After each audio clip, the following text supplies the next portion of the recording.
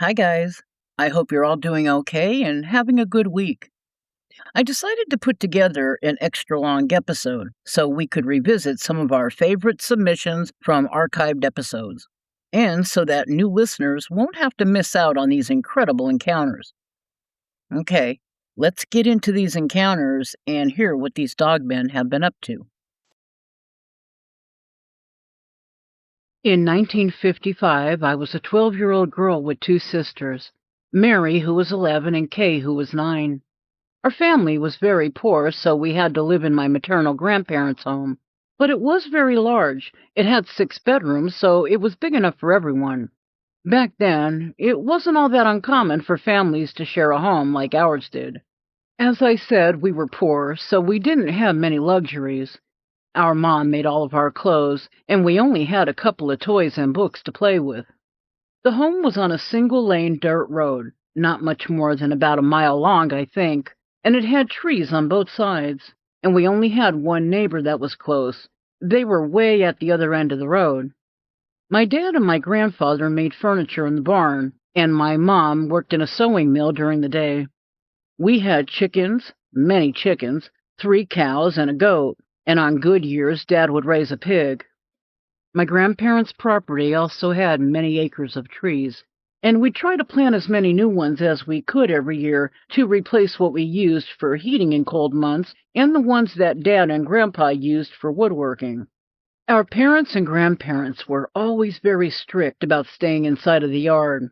They would always tell us not to wander into the woods. Dad made sure to show us how far we were allowed to go, and he even marked many of the trees with an axe. Even when we got older and argued that we weren't little kids anymore, our parents and grandparents were still adamant that it was too dangerous. Well, one day, Mary saw a deer, and she ran after it. And of course I had to run after her, as I'd always been told to look after my sisters. And then little Kay started running along with me. So we were chasing Mary, and Mary's chasing the deer. I don't know how long we were running, but the only thing that stopped Mary was her tripping and falling. We all came to a stop at that point, and Mary was crying because her knee was all banged up and cut from the fall. When I tried to help her get up, I thought that her ankle was broken. She was crying and saying that she couldn't stand up. Kay was saying that we needed to go get Mama. But I looked around and I told Kay that I didn't know where we were, and I wasn't sure if I could find the way back. Mary had run after that deer for longer than 30 minutes, I'm sure of it, but I didn't know exactly how far we'd gone. We'd never gone that far into the woods, not even with our dad, and nothing around us looked familiar at all. I tried not to show it to my sisters, but I was beginning to get scared because I didn't know how I was going to fix this. Right at that time, I thought I heard something, a snapping sound. I told Mary to please stop crying so I could hear her, and again I heard another snapping sound. I was sure that it was made by someone stepping on a branch, and I told my sisters that we had to leave. I wasn't quite sure where we were going to go, but I knew we had to get out of there, and I told Mary that we were going to help her walk. And then I saw it. And it startled me so much that I'm sure that I jumped. Only about 40 feet away, in the trees, I could see this great big dog standing on 2 legs and looking at us. And it took a few steps in our direction. Well, all 3 of us started screaming. We were afraid of regular big dogs sometimes, but we'd never once seen anything this big or this strange looking. We all took off running, even Mary, who was more hobbling than running, and I'm not even sure how far we ran, but after a while we stopped and looked around to see if we were being chased by the dog. We relaxed a little because we didn't see the dog or hear any movement. The woods were silent, except for the sound of water flowing somewhere. So we walked towards the sound and we found a stream.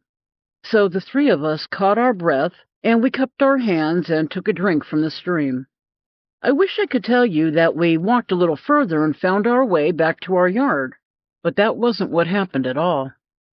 The sun had gone down, and we were lost, and I had to tell my sisters that if we didn't find our way back soon, we were going to have to find a safe place to rest until daylight came.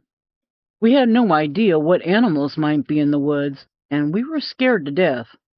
I told Mary and Kay that we should climb up a tree as far as we could and sit up there on branches. I knew that Mary's ankle was injured, but I no longer thought that her ankle was broken, and I felt like it was safe for her to climb. So, after walking a little bit further, we found a tree that we all agreed on, and a few minutes later, we were sitting on thick limbs about 15 feet up. None of us felt sleepy at all. We were too scared, and we were trying to keep ourselves from crying. Well, just when I began to feel like we'd be safe for the night, and in the morning we could find our way out and home, well, that's when I heard the growling. When I looked down, I thought I was going to die of fright. Looking up at me and my sisters was that great big dog.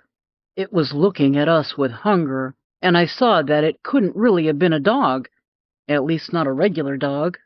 It had big hands, actual hands with long, thick claws, and it was standing like a man would, and its eyes were actually red.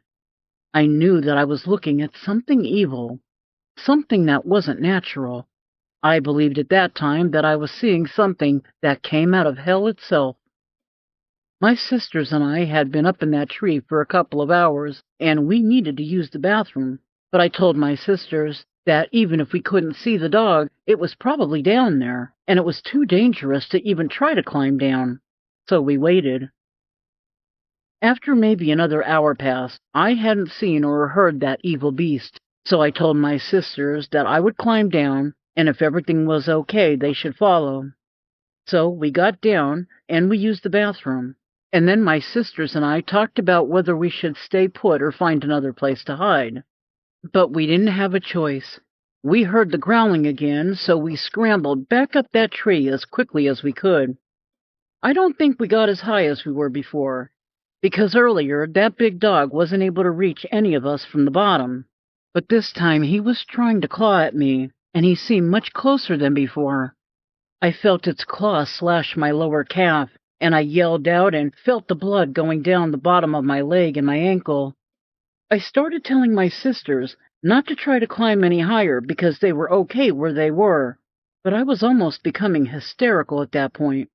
I was a couple of feet lower than my sisters, and I didn't know if I was going to make it out of this alive, or if my sisters would be okay if anything happened to me. There was no way to keep from crying at that time. I was running out of courage. I guess a couple of hours passed, and I was tired, and I think I dozed off a couple of times. But then it was either my sister crying or hearing growling again that got my full attention. It was right at that time that I saw a light and I heard a voice. I told my sisters about the light. Then I heard a man yelling, "Who's there? Who's out there?" Well, I answered, yelling back that there were 3 of us and that a dog chased us up a tree. What happened next is something that I'll never ever forget. I saw the light going all over the place, and I could only imagine that the man was scanning the area looking for us or the dog.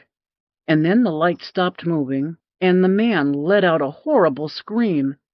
I wasn't aware that the man was carrying an oil lantern until he dropped it, and dry grass and sticks caught on fire. I thought the fire might spread quickly, so I felt like we had to get down from the tree. I felt like we didn't have a choice. When we got down, I didn't know where the dog was yet, but I did see the man, only he didn't look very well. The man said that he was hurt and he couldn't run, and I knew he had to have been because I saw a lot of blood. He told us to run straight ahead and we would run right into his house. But I couldn't let the man stay there alone. Me and my sister Mary helped the man get up, and all 4 of us walked as fast as we could. The fire was spreading, but there wasn't anything we could do about that until we got to the man's house. I thought the man's house would be much closer, but it seemed like we were walking forever to get there. When we finally did get to his house, the man told us his name was John, and he introduced his wife, Ida, and his father, George. John told his wife that she needed to stitch him up, and he told her to take a look at my leg, too. I don't know how many stitches he needed, but it took his wife at least half an hour to fix his wound, and when she was done, I needed 3 stitches in my leg. I don't know if it was because of pain or just because I was so tired, but I fainted. When I woke up, I heard my sisters talking about the dog, and the man's wife brought me a sandwich and milk, and I could hear it storming outside. And I was happy to hear the rain because I thought about the fire in the woods, and I knew it wouldn't spread. Early in the morning, the sheriff had arrived at John's house with our parents. They told us how they'd been out looking in the woods for us, yelling our names for hours, and when they couldn't find us, they called the sheriff. At first, my parents didn't believe what we were saying about the dog, but then John told them that he not only saw it, it took a good swipe at him before it took off, and then he took off his shirt to show the wound on his stomach and another one on his leg. John told my dad that he didn't know what that beast was, but it was absolutely real. My parents thanked John for saving us and the rest of the family for helping us, and then my sisters and I went home with our parents. We thought that that was it, but it wasn't over yet. A few nights later, I woke up because I heard growling, and at first I thought I must be having a bad dream, so I went back to sleep. But when my sisters and I woke up in the morning, my parents said that we couldn't go outside. And when I looked out the window, I saw blood on the ground. I found out that 6 of our chickens had been killed, and then more chickens were killed a couple of weeks later. We were also hearing loud growls every couple of nights. It was terrifying for all of us. After about 4 months of feeling like this abnormal beast that looked like a dog was stalking our property and family, it just stopped. We don't know if it left or if something happened to it, but we were very happy that it was gone. My sisters and I had no idea what that thing was until nearly 50 years later, when Kay found out about Dogman online. Signed, 3 sisters, Susan, Mary, and Kay. My family lived in a small town in Alabama near Fish River, and I'll never forget what happened during the summer that I was 15 years old. Well, I imagine that it's changed a lot since I was a kid. Back in the 70s, it was a little like growing up in Mayberry. Back then, people would lock their doors at night, but that was because of the rising crime statewide. We really didn't have serious crimes occurring locally. It would have been quite fair to look at our town back then and call it innocent. So on the same road that my family lived on, with just a mile or less between our homes, there was a guy that lived up the road from us named Cleet, and he was the kindest, most polite man you could ever meet. He was a person with intellectual disabilities, and everyone that knew him looked out for him. And since Cleet lived there his entire life, as well as his parents and grandparents before him, I don't think that there was anyone in town who didn't know him. I guess because my family lived closer to him than most other people, he really seemed to trust us, so we would always do whatever we could for him, and at the very least we would check on him to see if he needed anything. Cleet grew up in the house that he lived in, but he'd been alone for several years since his mom passed away. At the time that I was 15, I would guess that he was in his mid to late 50s. So, very early on that summer, my family took notice that Cleet was acting in some very odd ways at times. I remember one day that my parents and I were coming back home after shopping, and we saw Cleet and offered to drop him off at his house. He accepted the ride, but we all noticed that he seemed very anxious and much more talkative than usual. It was like he had all this nervous energy, and when we got to his house that day, he just stood on his porch looking at us, and he wouldn't go inside until after we left. After we dropped Cleet off, we were talking about how he was acting, and my parents were hoping that it wasn't a sign of a deeper mental health issue. Or if he was hiding something, they hoped that it wasn't anything that was harmful to him. His behavior was so unusual that it really did give us reason to be concerned. So after that day, my family decided that we were going to take turns going over to Cleet's for a quick visit. Not enough to be intrusive, just dropping by his house a little more often to make sure he was okay and to ask if he needed anything. Well, one day, Cleet surprised us by coming over to our house, and he was carrying a big bag of dog food. I think it was a big 25-pound bag. My dad asked him if he'd gotten a dog recently, because we didn't think he had any pets at that time. But he said no, that he bought it to feed a stray dog, but the dog didn't like it. It wasn't the type of food that our dog ate, so we took it to a local shelter. But then, a few days later, my mom saw Cleet walking home carrying big bags, and she found out that they were filled with all types of meat and poultry. My mom said that she joked with Cleet, asking him when he was throwing a big barbecue. But Cleet told her it was for his new furry friend, a dog that had wandered into his yard. Cleet had very little money and was on a tight budget, so this was shocking, and it wasn't something he could afford to do.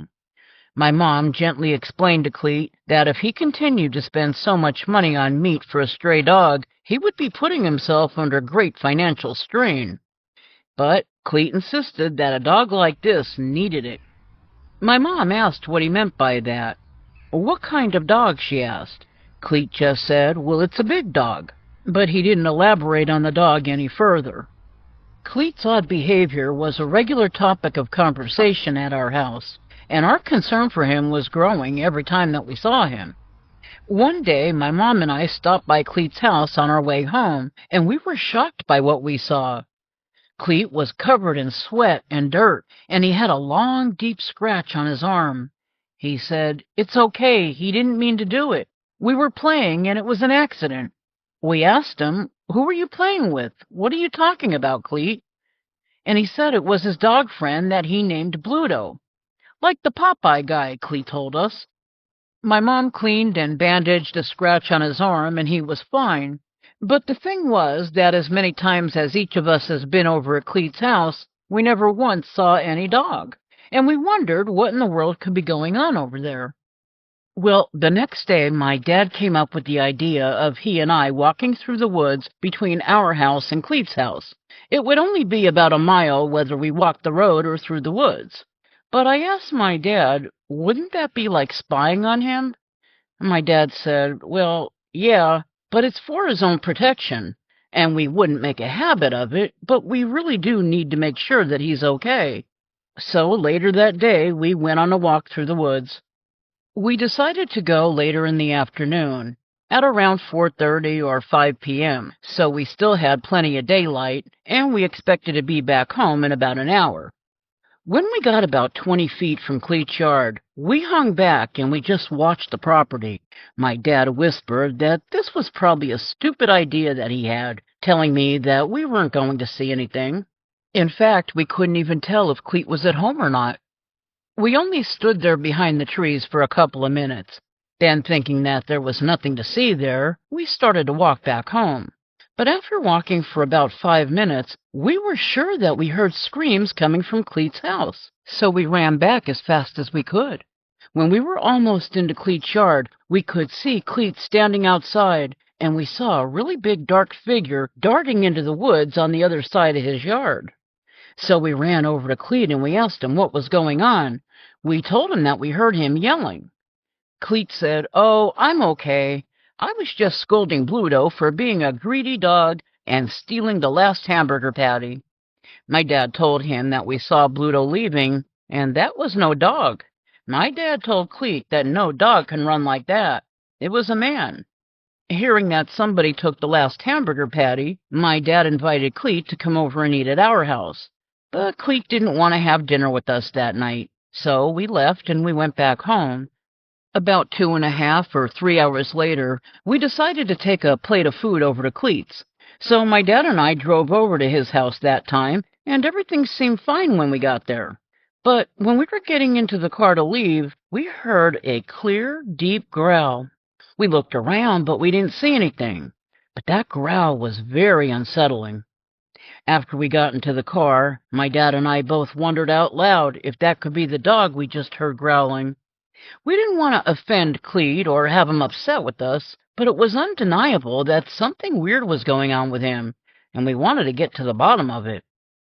Because of what my dad and I saw, the man running into the woods earlier, we thought that maybe someone was using Cleet's naive nature to manipulate him and take advantage of him, so we felt like we just couldn't let this go.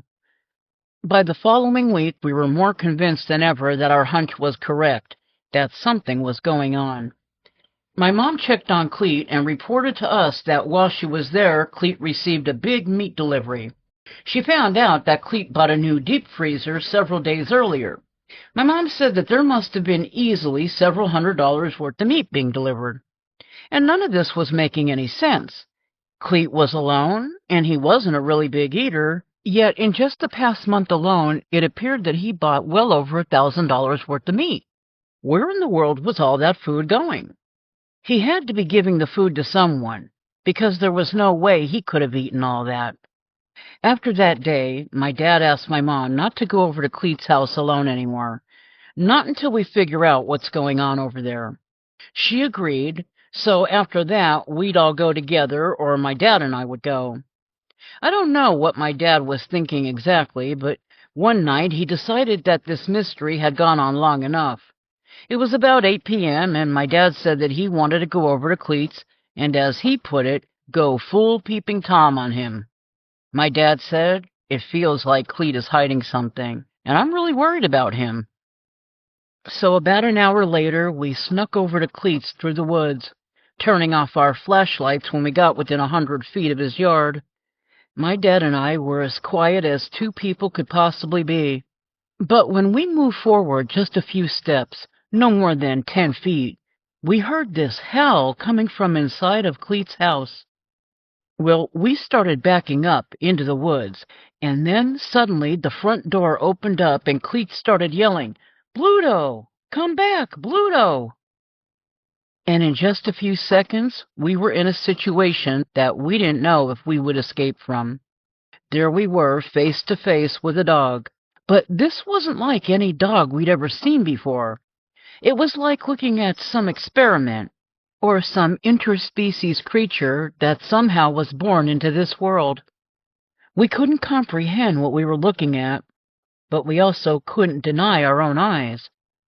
This upright dog with mostly black fur had to be over 6'6" by my estimation, and he was probably at least a few inches taller if he stood straighter.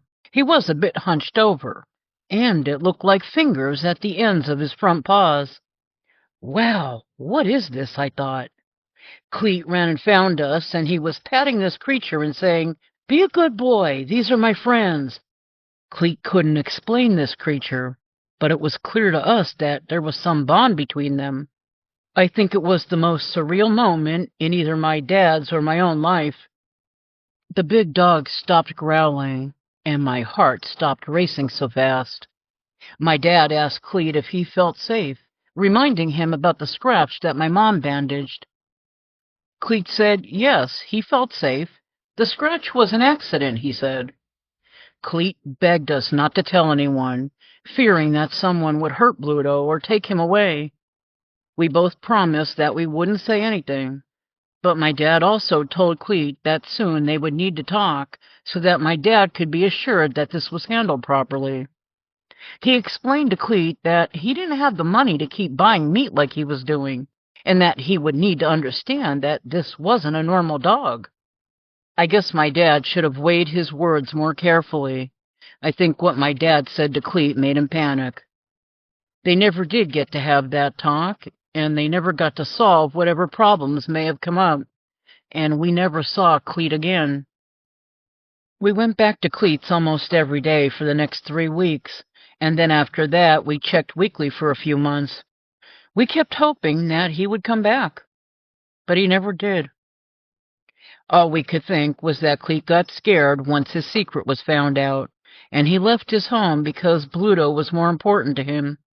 We did promise not to tell anyone, and we would have kept that promise, but maybe he felt like he couldn't risk it. We reported him missing, but left out the unusual dog part. And we did keep our promise, and we didn't tell anyone, mostly because we did keep hoping that he'd return. Cleet's property was investigated, and it didn't show any signs of foul play. It looked like he just left, leaving the majority of his belongings behind. I hope that somehow Cleet was able to take care of himself, and that he was able to live out the rest of his life being happy. I really don't like to think of any other alternative. It took decades for me to understand that the dog-like creature was called a Dogman, but it became clear to me right away that Bluto meant everything to Cleet. Signed, Rusty. I'm a retired truck driver, and like most over-the-road truckers, I would stay on the interstate, except for those times where I took an exit for fuel, food, or some other necessity. I can probably list 100 different reasons why it's always better to just stay on the interstate, at least as much as possible. One of the reasons for avoiding a different route, like a state-owned road, is that some of the towns that these less-traveled roads run through can be pretty problematic. I've driven through some of these towns, and it's not like there's any warning signs. You don't get a heads up. You sometimes don't know what kind of place you just stopped in until you're knee-deep in trouble. And there's times that you can't judge a town based on what you see. You pretty much have to rely on your instincts. I've been through a few towns that look like they came straight out of the movie Deliverance, but looks can be deceiving. And sometimes those towns that look all run down have sometimes been safer than the other towns that were much higher up the socio-economic ladder. The point is that you just can't tell by any outward visible sign. You just have to hope you instinctually pick up on the danger. Whatever you're feeling in your gut is always going to be more important than anything you see. So, back in 1997, I was returning home from being on the road a little too long. I was tired, and I needed a break from the road, and I think that burning need to get home dulled my instincts a little bit. It was about 1 a.m. when I came up on some detour signs. I don't know whether it was nighttime road construction or a bad accident, but I had no choice but to take the detour. If I had a chance to do it over again, I would definitely pull over and just wait it out until morning. But like I said, at the time I was really eager to get home. The detour was on a road I've never been on before. I don't recall which one it was, but it was a state highway in northern Indiana, and I still had more than a 6-hour drive before I got home. So as I'm going down this state road and keeping an eye out for signs, I see a truck stop. It wasn't a big one like I usually visit. It was a small, older truck stop, and kind of run down. But it was the only place that I'd passed in a while, and I really hoped that they had some fresh coffee. And thankfully they did. I do remember that. Getting that big coffee was the last thing I did before getting the shock of my life. Well, I went inside and I got what I wanted, and was about to hop back into the cab with my coffee when I heard a voice behind me. The voice told me, "Don't do anything stupid. Act normal." The voice then said, "I don't want to kill you, bud. Just give me your cash." I'll never forget him calling me bud. That's a weird thing to say to a guy you're about to rob and whose life you're threatening. I didn't want to spook the guy, so I didn't turn around. So I didn't know what kind of weapon he had. I figured that I'd better cooperate until I know what I'm up against.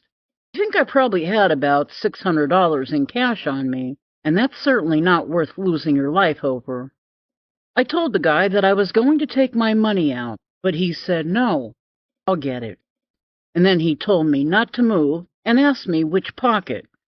I guess my mind must have been racing, because as simple as his question was, it felt like it confused me. I didn't understand what he meant. Well, he got upset, and he started cussing me out.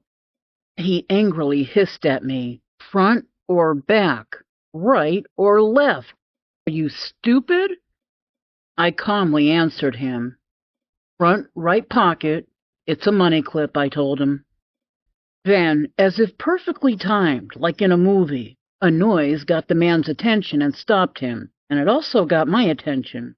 It was a loud crack or snap, and then a really loud growl. I couldn't imagine what it was. The next thing I know, the man who was robbing me landed about 30 feet away from my truck, thrown by something. A few seconds later, I saw what threw the man, and I swear that it looked like it could have been a werewolf. It was an upright, hair-covered human body with the head of a canine. It was all or mostly black, and it had the most intelligent eyes I'd ever seen on any animal. When I looked into its eyes, I felt like I was looking into the eyes of something far more knowledgeable than any human. It looked at me briefly, and I felt like it already understood the gratitude I had without me even saying a word. And then it just walked into the trees, and I got up into my cab, still trying to wrap my mind around what just happened. I sat there for a few minutes, still not believing what I witnessed. The guy who was robbing me had already taken off. He took off running as soon as he saw the creature. I think he might have been scared straight that night. Then a thought shot into my head, and I decided to empty out my mini fridge as a thank you to the creature. And I put all the food down on a concrete bumper block in an empty parking space right where I saw it walk into the trees. I waited, but I didn't see it take the food. I gave up after about 15 minutes, but when I went to roll out, I glanced at the spot before leaving, and all the food was gone. People can believe whatever they want. I 100% believe that I had a brush that night with what people call a dogman, and that creature saved my life.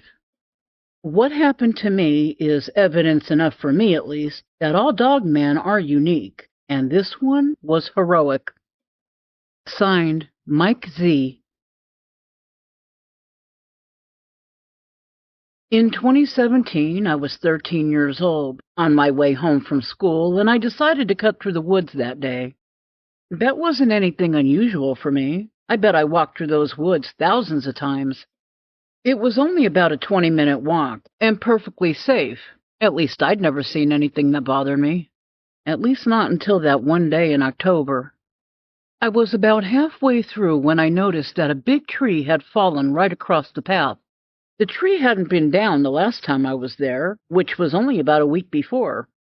So I was looking at the fallen tree, trying to decide whether to go around it or climb over it, when suddenly I didn't care about any tree. I was focused on something else.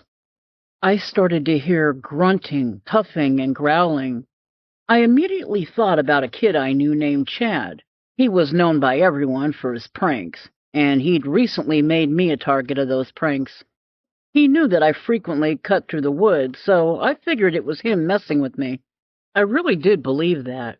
So I said loudly, "Knock it off, Chad. Enough already." And that's when I heard a snapping sound, and I turned around. I was expecting Chad to jump out from his hiding place. But what I saw instead nearly made me faint. What stood in front of me was a really tall and muscle-bound beast. I don't know how tall it was exactly, but it towered over me. Granted, I was only about 5 feet tall at the time, but I realized that it was so tall that it also would have towered over my dad, and he's 6'3". I don't know why, I can't really explain it, but I kinda had this duh thing going on. I mean, of course I know about Bigfoot, but for some reason, Bigfoot never crossed my mind, at least not while it was happening. That didn't occur to me until later. It had kind of an egg-shaped head, with long hair on the top sprouting out, and it looked matted in spots. And I noticed that there were large patches of hair missing from its arm and chest area. Its eyes were small, and its nose was large and flat. I'm not trying to be funny, but it smelled like shit. It really did, and it made me gag. It stared at me for a few seconds, and then it punched itself in the chest and screamed at me. It was almost like the roar of a lion. I was so terrified that I wet my pants, and I was so afraid that I couldn't move, so I just stood there and cried. All I could think about was that I would never see my family again. It took a step towards me, and then a loud howl came from behind me, and I felt something go over my head. I didn't know what it was or what was happening. For a second I thought it was a huge bird, because I hadn't seen it yet. But then it landed and stopped right in front of me. I could only see the back of it. Its black hair, the outline of its head and ears, and its tail. And then I saw that it was also some really tall and muscle-bound creature, and that it had legs that were bent in a weird way. I heard what I thought was its bones popping as I watched it take a step towards the first creature. Then it hit me with its arm, not with its hand, but with its arm, like when you clothesline someone, or when you brake hard in a car and put your arm across. I didn't realize it at the time, but looking back, I think it was just pushing me out of the way. I fell to the ground, and I remember how frightened I was by the second creature's claws. They were black and so sharp-looking, and the tips came to points. It reminded me of a cat's claws, only much bigger and longer. I've never seen any animal leap the way this thing did. It took a leap over the other creature and landed on the other side of it. And as it was leaping over the creature, it took a swipe at it, ripping the skin open on its chest, arms, and neck. In one swipe, that creature was a bloody mess. But the Bigfoot was totally unfazed by the injuries. It didn't even seem to flinch. At this time, several minutes had passed, giving me a little time to mentally take in these creatures. After getting past my refusal to believe that any of this was real, I looked over at the injured Bigfoot, thinking that it did kind of remind me of a cross between a primate and a really big man. And the second creature kind of looked like a massive black German shepherd, and the way that it moved and its eyes and behaviors, well, it all felt kind of human to me. My thoughts were suddenly broken when the dog creature let out a howl that I thought would make my eardrums rupture. And then it went at the Bigfoot again, punching and clawing it, and now the Bigfoot looked like it might be in shock. But I was wrong about that, because a couple of seconds later it lunged at the dog thing, hitting it over and over and screaming. But the dog creature lunged back at it, this time attacking the Bigfoot's head, and the Bigfoot's eye looked so torn up that I wouldn't be surprised if it was blinded by the claws of the dog-like creature. Then, as suddenly as this crazy and terrifying scenario began, it apparently was over. I guess the Bigfoot decided that it was outmatched, and it ran off into the woods, pushing trees over as it made its way off to my right. Then the dog-like creature let out another loud howl. It seemed to me like it was a howl to declare victory, like it was very proud of itself for defeating the Bigfoot. That's when whatever trust I may have felt for the dog-like creature disappeared, and it was replaced by fear. Now that the other creature was gone, I wondered if it would attack me. It took a few steps towards me, and I'm sure that I was cowering in fear, but it didn't attack me. And I don't know how, but somehow I knew that it had no intention of harming me. Maybe it was wishful thinking, or my instincts, or the way it was looking at me, but somehow I just knew. After looking at me for a few seconds, the creature then ran off in the same direction as the Bigfoot went. The boy that I mentioned earlier, Chad, well, as time went on, he and I dated. And one day I told him about my experience. I really didn't think that he would believe me, but he did. And that's when Chad told me that his dad had seen the creatures. And then Chad and his dad told me what they knew about them. I knew about the Bigfoot, of course, but I didn't know that there were different types of them. We spent that whole day talking about cryptids and looking at stuff online. Before that day in the woods when it happened to me, I didn't think that Bigfoot was real, and I didn't even know about Dogman yet. But now I can say that I know that cryptids aren't just for creepypasta videos, and all Bigfoot aren't friendly, and all Dogmen aren't evil. The truth is, until it happens, you can't say how things will go. So it's best to always be careful, and it's also smart not to leave yourself defenseless. I know that if it ever happens to me again, I won't be caught completely off guard, and I will have something to protect myself. Signed, Shayna. My good friend Debbie used to live not even 10 miles from me, so we'd get to see each other anytime we wanted. But on Halloween night in 2018, something happened that caused Debbie to flee her home and never come back. And when I say that she fled, it's not that I'm trying to sound dramatic, but she really did flee. She quickly packed up only what she needed into a couple of bags and boxes, and then she left as quickly as she could. Debbie believed that she wouldn't be able to come back, so she gave me the keys so I could pack up the rest of her belongings, and then when I was able, I would drive the truck to wherever she was staying. When I finally brought the moving truck to where she moved to, she had a notary public there so she could give me a power of attorney document so I could sell her home for her and tie up all the loose ends. Debbie fled her home because of the secret she was keeping. And until that night, I had no idea that she'd been preparing for an emergency evacuation for quite a long time. Debbie and I met when we were working together. We both got hired on the same day, and we quickly became very good friends. And it wasn't just a work friendship either. On the weekends, we'd often get together for lunch or dinner, or go shopping or see a movie. But there was something that bothered me. It felt like Debbie was hiding something. And over time, and the longer we were friends, the more I was sure of that. Any time that either of us suggested getting together, well, Debbie almost always said yes, and she never once backed out of our plans. She was very reliable. The one thing that bothered me was that Debbie had been to my house many times, but never once had I been invited over to her house. Any time that I suggested picking her up or bringing something over to her, she would always come up with an excuse of some kind. I didn't want to be rude or invade her privacy, so I knew that I had to let it go, but I definitely wondered what she was hiding. I thought maybe it was a secret relationship, or maybe she was a hoarder and embarrassed by it. Then something happened that got me really concerned about her. We'd been friends for several years at that time, and I still had never been to her home. Of course, I never did make a big deal out of it, but it still bothered me. I think it would bother anyone. One day, Debbie came to work, and her arm was wrapped in bandages. She told me that her dog scratched her arm, and I commented to her that that was an awful lot of bandages for a dog scratch. I even told her that I had a really hard time believing that any emergency room would wrap her up like that over a scratch. So at some point, she undid the bandage and showed me. Well, I was in complete shock at what I saw under that bandage. That didn't look like any dog scratch to me. It looked more like a knife wound. That long cut had to be about 8 inches long. Debbie insisted it really was from a dog scratch, but she did admit that it looked bad, and she admitted that she needed 36 stitches. I came right out and told her. I didn't believe that that was a dog scratch.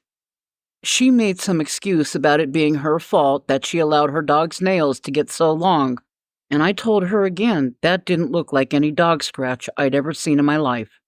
I didn't come right out and say anything, but my mind was going a mile a minute, and I was thinking that she really was hiding a relationship, and she was hiding it because it was abusive. I knew that I had to respect the boundaries of our friendship, so I didn't say anything more. But then a couple of months later, Debbie had a few more scratches on her arms, and although they weren't bad and didn't need any stitches, I was concerned about whatever she was hiding. When I asked her about the scratches, she said it was from the dog and I shouldn't be worried. Again, my mind was going a mile a minute, and I honestly didn't know what to think at that point. Was it a person that did this to her, or was it really a dog? I'd still never been to her house, so I really didn't know what was going on there. But I said to her, if the dog is causing so many injuries, is it safe to keep the dog? She stopped me and told me that her dog was everything to her, and that what I was hinting at was out of the question. Debbie told me that her dog was a shepherd-wolf mix, and sometimes they can be a little unpredictable or a little rowdy, but it was nothing for me to be worried about. I told Debbie if it was just the recent scratches, then I wouldn't be very concerned. But then I pointed to the place on her arm that had a scar, and I asked her, I'm not supposed to be worried about that? What's going to happen next time, Debbie? Over the next few days, I couldn't stop thinking about Debbie, the injuries, and the feeling like she'd been hiding something. I finally decided that I couldn't take it anymore. I just had to go check on her. I just had to know what was really going on. Although I really didn't feel good about crossing a boundary and not respecting her privacy, my fear for her safety won over, and I decided to do a surprise visit. And that's when I learned that she did have a secret she was hiding. Debbie's dog was a hybrid of some kind, but it wasn't a shepherd-wolf mixed breed. I don't know exactly what it was, but it definitely wasn't some kind of typical mixed breed dog. It was clear that Debbie loved this dog, or whatever it was, and it seemed to me that the dog loved her too. I saw that the two had a very strong bond, But I also saw that this didn't look or act like any dog I'd ever seen. I saw that their relationship was very unique. I saw the love and loyalty from the dog, but this dog had no master. It was never intended to be anyone's pet. It looked like a massive gray wolf, bigger than what a dire wolf would be if they were still around. Its head was nearly twice the size of the largest dog that I'd ever seen, and from the floor to the dog's back, it was at least 4 feet tall. Its back paws were longer than any dog's were, with huge knuckles, and it seemed to have extra joints. And when I noticed one of its most shocking features, I think my jaw nearly hit the floor. Its front paws looked nothing like paws. They were closer to hands, only oversized with bigger bone structure and bigger knuckles. It had long, thick black claws, and those claws were curved and had to be over 3 inches long.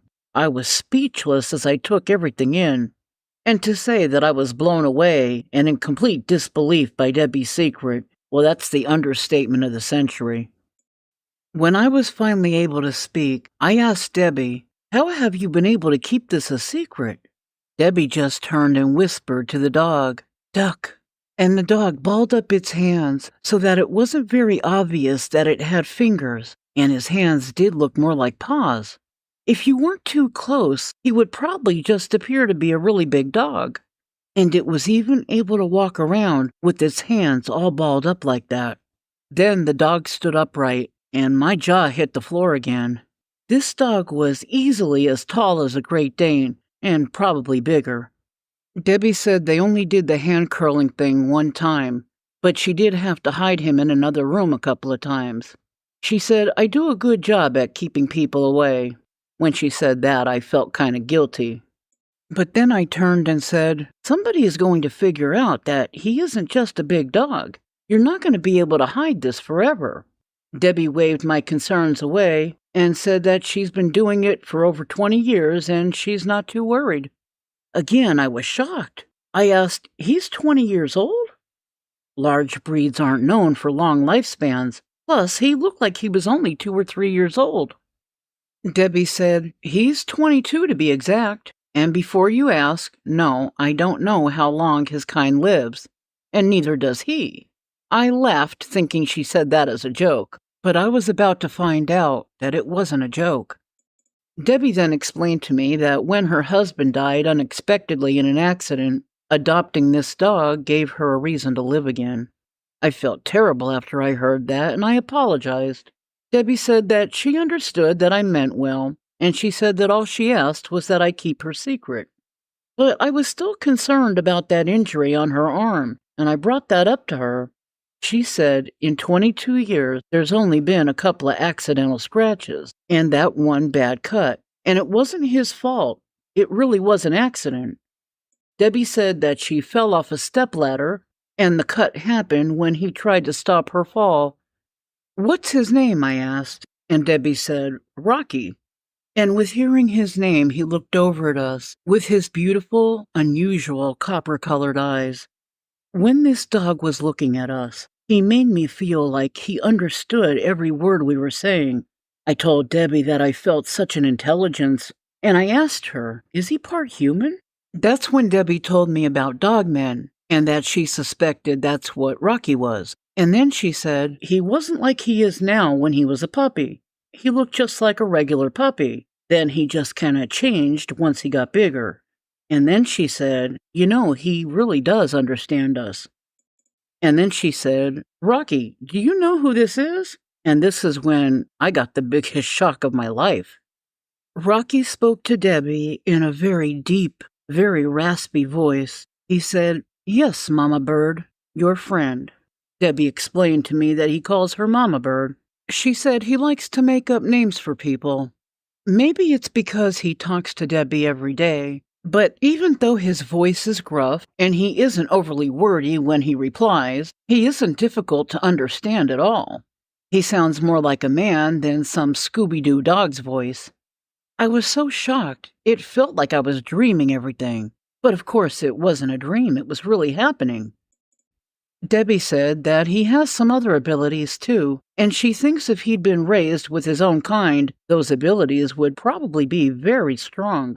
Then Rocky spoke directly to me, and it was as if he was reading my mind. He said to me, "Mama Bird is safe with me." And right after that, he just walked out the door to the backyard. That all happened in 2015, and I had such a wonderful time after that, visiting with Debbie and Rocky and getting to know him better.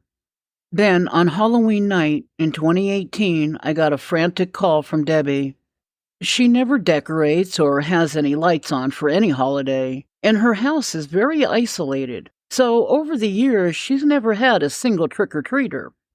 But that night, long past trick-or-treating was over, two teenage boys were walking through her yard. She has no idea why they would have been there, but they saw Rocky walking upright, and they ran off screaming. Debbie was terrified that the two boys were going to tell everyone that they saw a werewolf. I helped Debbie quickly pack up some stuff and load it into her cargo van, and that was it. They left. She'd bought a secluded cabin in 2009, just in case something like that ever happened. She never truly believed that she would need to use that cabin, but of course that was one purchase she was really happy that she made. And after that happened, that Halloween night, she decided that it would be good to always have a plan B, just in case.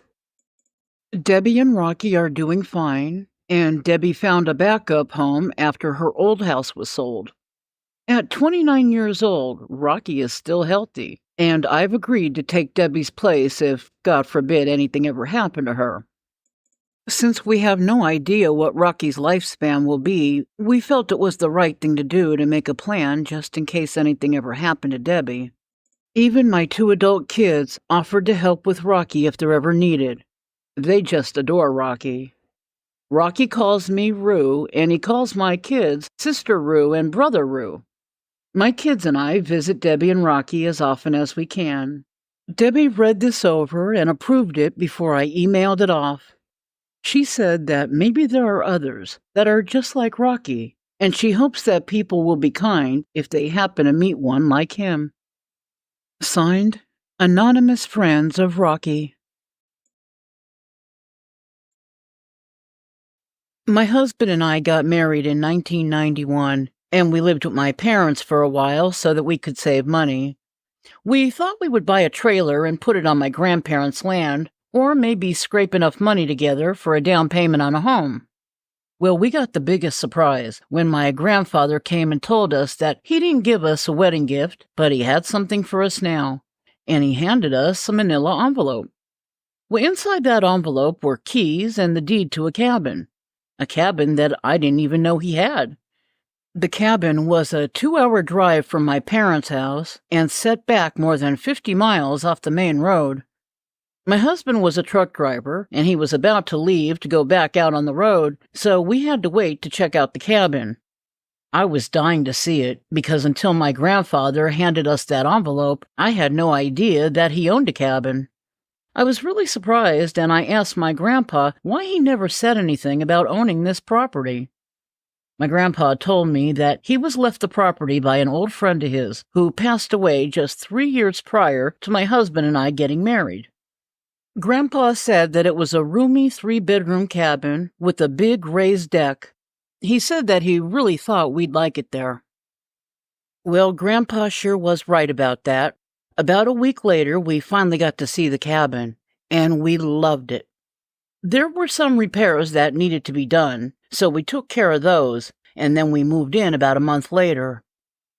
The property was peaceful and beautiful, but a lot more quiet than I was used to. And once my husband went back to work, it began to feel so lonely out there. He went on the road for at least a week at a time, and sometimes longer. So after we'd been living there a couple of months, I decided I was going to start taking walks. The cabin came with 68 acres of land, so why not enjoy it, I thought. I needed to do something to keep from going stir-crazy. So I started taking walks almost every day, and before long I knew that property like the back of my own hand. One day, on one of my walks, I heard an animal whining. I didn't have any pets at that time, but I really am an animal lover. I couldn't stand the thought of an injured animal possibly in need of help, so I followed the whining sounds. After a short walk, I came upon a horrible scene. I saw what appeared to be a mother dog that was dead, and there were 3 cute little puppies just sitting by their mother and whining. The puppies didn't appear to be more than 4 to 6 weeks old, so I decided to take all 3 of them home with me. There was no way I could just leave them out there. It was hard to get them back to the cabin. They were squirming all over the whole way back. And it took me about an hour, but I finally got them all home. I barricaded them in on the deck, and then I went out to get supplies and dog food. When I got back from the store that day, the 3 puppies were fast asleep, cuddled up together in a little black heap. That was our first day together. I was instantly smitten with the 3 puppies, and I couldn't wait for my husband to see them. He came home 2 weeks later, and he was shocked to see the puppies, but he too immediately fell in love with them. I told him the whole story about how I found them and how I found their mother. Right away, my husband wanted to keep all 3 of them, and he asked me if any of them had names yet. I said, yep.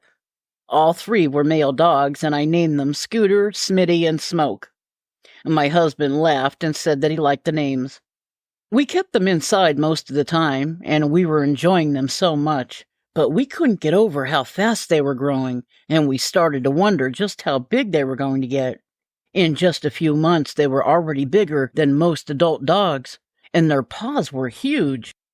We would often joke that we were really raising horses and not dogs. My husband and I took all of them to the vet in the first month that we had them. We got them checked out, dewormed, and got all the shots they needed. The vet said they were in good condition, but he was stumped by the breed mix. He said that it can sometimes be difficult to tell when they're puppies, so we should just give it a few months. Then, after about 5 or 6 months, their behavior began to change. They started to run off into the woods. The 3 would always stay together, and they'd always come back a couple of hours later, so I tried not to let it bother me.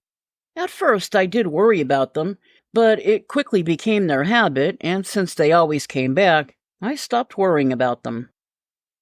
When our dogs hit the 1-year mark, they were huge. They were bigger than any dog either me or my husband had ever seen, and they were still growing. And when they ran off into the woods, we began to hear them howling. That was something new. The dogs also took walks with me on many days. They would run off in the woods, but they'd always come back to me within a few minutes. Then one day, when the dogs and I were out walking, I got the biggest shock when the 3 of them stood up on their hind legs and began howling. And when they stood up, it wasn't like they were standing up quickly to do a trick or beg for a treat. This was really different. Their legs made a popping or cracking sound, like their joints were cracking.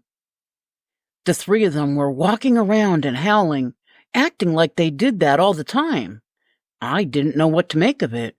Then, 2 days after the first time that I saw them do that, there was this loud howling coming from somewhere out in the woods. I never heard howling quite like that before.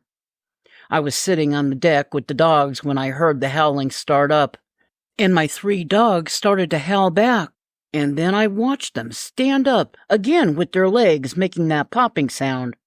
This is when I thought I was losing my mind. I saw them walk down the steps of the deck, and they walked quickly from the deck into the woods.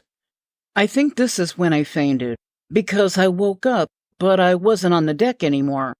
I was laying on the floor inside the cabin with the dogs laying beside me, but I don't know how I got in there. The last thing that I remembered was being on the deck. Fainting was the only explanation that made any sense, but I still didn't know how I got inside the cabin. I told myself that I must have dreamt the whole thing. My husband came home that day from a long trip, and we decided to do some grilling outside. It was a gorgeous day, and I was happy to have my husband back home. And sitting on the deck with the grill going all felt so perfect. As my husband and I were enjoying that beautiful afternoon and chatting about different things, my husband commented that he couldn't get over how big the dogs looked to him after being on the road for almost 3 weeks. I remember asking him, "Do you really think they've grown that much?" My husband said, "Yes, definitely. There's a very noticeable difference." I guess because I saw them every day, I really didn't take much notice of it. All of a sudden, we heard howling coming from somewhere in the woods. It's always so quiet where our cabin is, so when the howling started, it got our attention. Our 3 dogs sat up and started howling back. Not a minute later, my husband finally got to witness the dogs standing up, their joints doing that popping thing. Then the 3 of them ran down the steps of the deck and into the woods, and they ran just like people would. There was nothing clumsy about how they walked or ran. It looked very natural for them. My husband started asking, "How the hell is that even possible?" And I told him about seeing this happen twice before, but that I excused it away, telling myself that I dreamt it or imagined it. Our dogs ran off and they didn't come back the way they always had before. It was always so quiet there, but after that day, our quiet living wasn't so quiet anymore, and we started hearing gunshots and people screaming, and we worried that it was our dogs causing it. 2 days later, we were sitting outside having coffee, talking about the dogs, when all of a sudden 3 men came running out of the woods, screaming for us to help them. We saw that our dogs were coming out of the woods right behind them.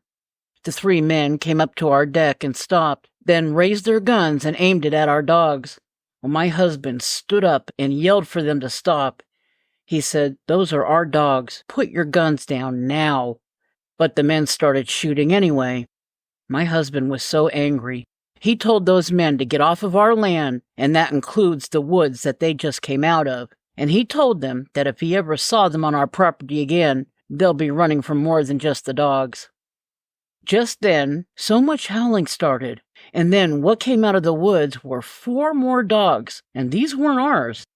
This is when we also noticed that our dogs were very different now. We don't understand how it happened, but they had gotten even bigger, and their bodies looked so muscular. They were already really big dogs to begin with, but now they were so unnaturally big. And our dogs moved to stand with the 4 other dogs that came out of the woods. The dogs all stood together like a pack. The 3 men hadn't gone anywhere yet, and one of them seemed to go weak and drop to the ground. The other 2 men were trying to get him to stand back up. All of the dogs started to howl again, and one of those men stood and took aim at the pack of dogs. I don't know if it was because he was shaking or if he was just a horrible shot, but he fired and missed, and fired and missed. One of the dogs that wasn't one of ours stepped forward, and in 3 seconds it cleared the field and was standing close now, baring its teeth and growling. Well, I was now terrified. I had no idea what this strange dog was going to do. I know that people always say that dogs don't actually smile, but honestly, it looked like that dog was smiling as it was growling. I was now really afraid that it was going to kill all of us. My husband whispered to me, "What the hell? These things have clawed fingers. Do you see that?" We were outnumbered by the dogs, and there wasn't anything we could do to help. The dog that was nearest to the cabin dragged away the man who was shooting at them just a few minutes earlier, and as the one man was getting dragged into the woods, leaving his weapon laying on the ground, the other 2 men ran off.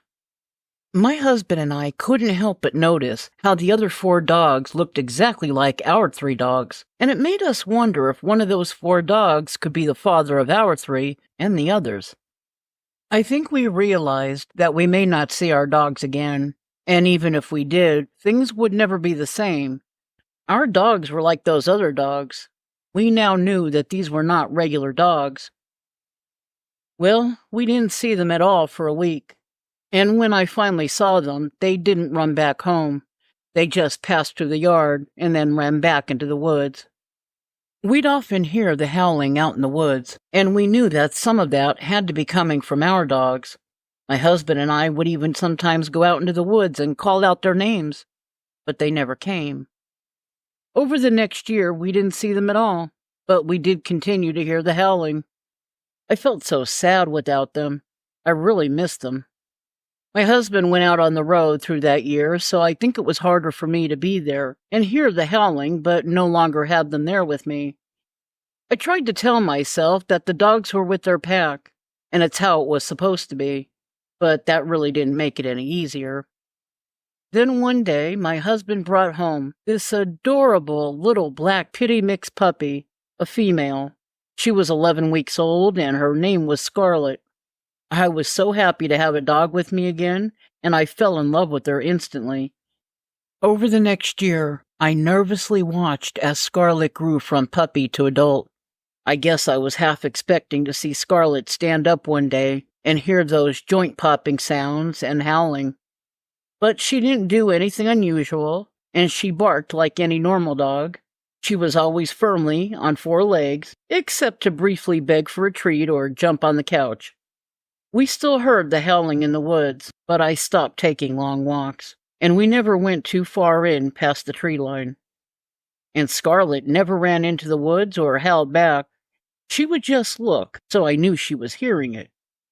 I got her spayed as soon as the vet said she was old enough. I didn't want her having litters of any kind.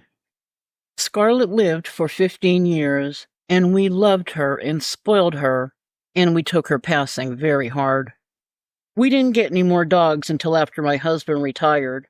That's when we got 2 black labs, a brother and sister, and they're just as spoiled as Scarlet was. We still live in the same cabin, but we don't know whatever became of our 3 big dogs.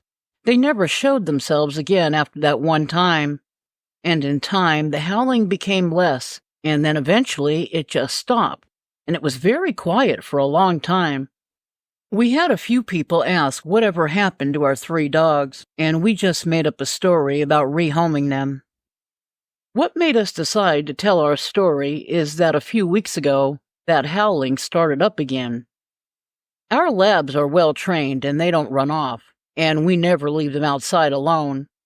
But we are concerned about the howling because we've seen what they're capable of. By the way, we don't know whatever happened to the man that was dragged from our yard by one of those dogmen. Authorities never found anything on our land. No missing persons reports were made that we know of, and we didn't know who these men were. We didn't even know their names, so we just don't know. After all of this happened, my husband and I started doing a lot of research. We wanted to try to make sense of everything that we saw, and we believed that we raised 3 dogmen. As puppies, they didn't look or act like dogmen, not until they were fully grown, which apparently takes a lot longer than a regular dog. Our 3 dogs continued to grow after they hit that 1-year mark, when most dogs reach the adult stage and stop growing. There's still a lot that we don't know about, but we do know that these weren't normal dogs, and they changed into dogmen at about 16 months. As I said, we're concerned about the howling that we're hearing, and we hope that it stops. If anything happens, we'll let you know. Signed, Mr. and Mrs. T.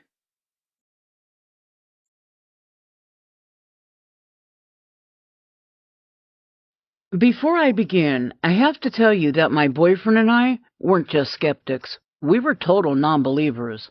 We didn't believe in anything paranormal or Bigfoot, the Loch Ness Monster, or anything else that didn't have any scientific evidence. To say that we were dismissive would be an understatement.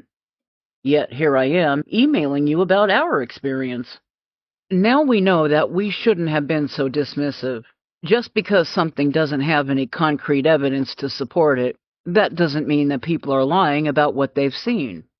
My name is Heather, and my boyfriend Trevor and I had been together for about 8 years when this happened. Many of the things that we enjoyed doing together were hiking, biking, and other activities that would go along with camping. We used to like to go as often as possible, but mid to late September was always our favorite time to go, because it's still warm, but there's fewer people. Our friends told us about the great time they had on their trip to the Finger Lakes region in New York. And when they saw that we were pretty interested, they really encouraged us to go, telling us that if we went, it would be a trip that we would never forget. Well, they were certainly right about that. It was an unforgettable trip. It really is a beautiful region. But the reason why we won't ever forget that trip is because it was the most shocking and terrifying camping trip we'd ever been on. The year was 1999. It was the last week of September, and Trevor and I had been hiking and camping for 3 days. We were actually starting our hike back. We were really enjoying ourselves, keeping to easy and moderate level trails the entire time. Nothing too strenuous, because we were there to relax and enjoy ourselves. When I think back to certain moments, like when we chose the spot to set up our tent, when we enjoyed a simple meal that we warmed up with our small fire, and the way it felt when we turned in for the night, we felt pretty secure. We had no idea what was out there. We felt secure in our very lightweight but sturdy tent, a tent that actually cost us a small fortune, but our friends, who were very avid backpackers, told us it was worth every penny. The tent was very dependable and offered us protection from wind, weather, and insects, but it couldn't give us what we really needed, which was a very fast way out of there. On one hand, I think about all the trips that we'd been on all over the country, and we never experienced anything bad. But on the other hand, I can't help but wonder if there were other close calls that we didn't even know about.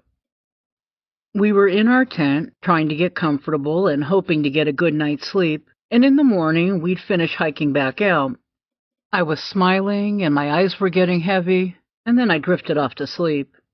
I woke up to Trevor shaking my arm to wake me up, and I instantly saw that it was still dark out, and I wondered why he was waking me up. It was very unusual, so I woke up quickly, knowing that something had to be wrong. Trevor indicated for me to stay quiet, and he gestured for me to listen. A couple of seconds later, I heard the noises that must have woken him up. I could hear something moving around outside of our tent. I heard the sound of feet walking over leaves and sticks, and then I heard growls. Then both Trevor and I were shocked and confused, because we heard men speaking in what sounded like a mix of both English and Spanish. The men we heard talking is still a mystery, even to this day. We never saw any other people, so either there were men somewhere close by, walking through the woods in the middle of the night, and we just never saw them, or the creatures that we encountered can actually speak, and not just one language.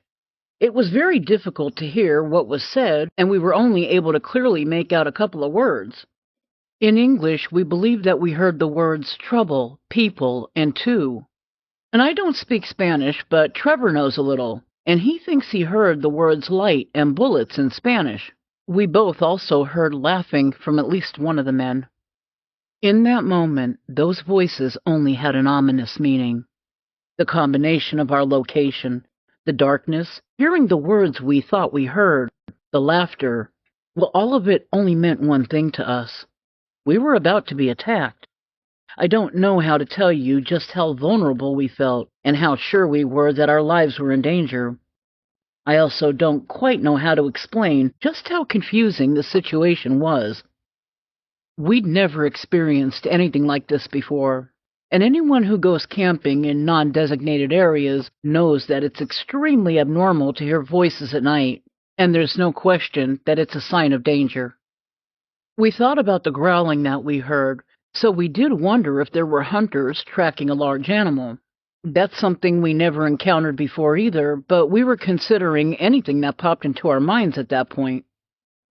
Over the years, we've experienced all kinds of wildlife, and we've even had a couple of close calls. But what we were hearing didn't sound like a bear. We knew that around that time of year, a bear would typically be using its pre-hibernation time wisely. It would be moving slowly and foraging, trying to eat whatever it could find, and not wasting any energy unnecessarily. We were experienced enough to know what to expect from a large predatory animal, and we were very careful about only carrying food items in airtight containers or vacuum-sealed packaging. We stayed as silent as possible, and we listened for any sounds. We heard movement all around us. To us, it sounded like we were being surrounded. It sounded like a dozen people were moving, creating a circle around us and not allowing us an escape route. What we were believing was that someone spotted us at the beginning of our hike, recognized that some of our gear was higher end, and thought that they would rob us. Our plan was to just let them take anything that they wanted. We were armed, but we had to assume that they probably were too. We wanted to get away from our tent and hide, letting them take whatever they wanted, because it definitely sounded like we were outnumbered based on the sounds that we heard. We continued to hear movement, and at times they seemed to be very close, but it was so difficult to tell what was going on. One minute it sounded like they were only a couple of feet away, but the next moment it sounded like they'd left and we had an opportunity to run. For a minute we sat there, unsure of whether we should make a move or not, but then Trevor whispered to me that he had an idea, and I saw him quietly looking for something. When he found a bar of soap, he quietly opened the tent flap, and he threw the bar of soap, hoping to cause a distraction. But before he threw it, he whispered to me to follow him and crawl. So after Trevor threw the soap, we crawled out, silently praying that the noise would give us enough time to hide. We first crawled to our left, then crawled to our right, and about 30 seconds later, we were buried in some kind of thick bush. At that moment, I wouldn't have cared if we were covered in poison ivy, as long as we stayed hidden. Without moving, we tried to see what was happening, or how many people there were. I would guess that we were only about 100 feet from our tent, so we were able to see pretty well. What Trevor and I saw next made our heads spin with confusion. We originally thought that there were 3 or 4 men circling our campsite. We were wrong. There were 3 big creatures near our tent. It was the most surreal thing I believe I've ever laid my eyes on. The 3 moved around on all 4s and stood upright. And these weren't people and they weren't bears. Their body shape was much more like that of a large cat or a large canine. These creatures moved too much like people do, and they were so big, easily 6.5 feet tall and probably more. And they looked to be a very dark color, maybe black or a very dark brown. They had tails, and they were using their paws like hands. There was no question that these were not normal animals. We watched them rummage around our campsite for a couple of minutes, and then they left.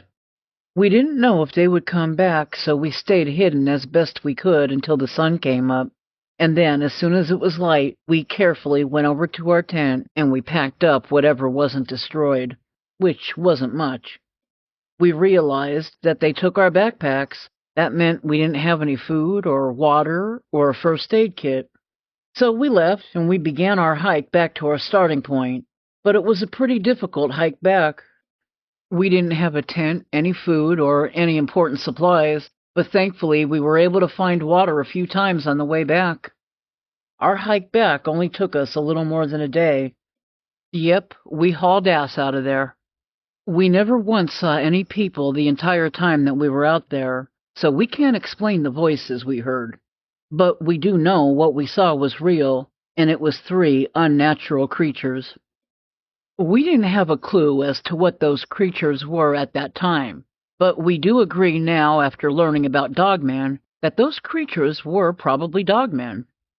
Of course, we don't have any definitive answers, but I'll tell you this, we're both now believers in cryptids. I mean, for heaven's sake, those creatures had fingers. That's not normal. That's not natural.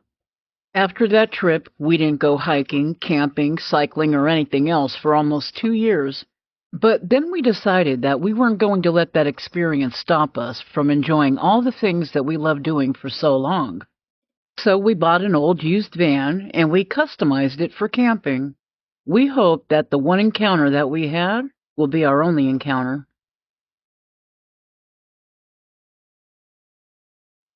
My name is Sierra, and when this happened, I was 22 years old, and my best friends were 2 guys named Rudy and Jericho, and they were 23 and 24 years old.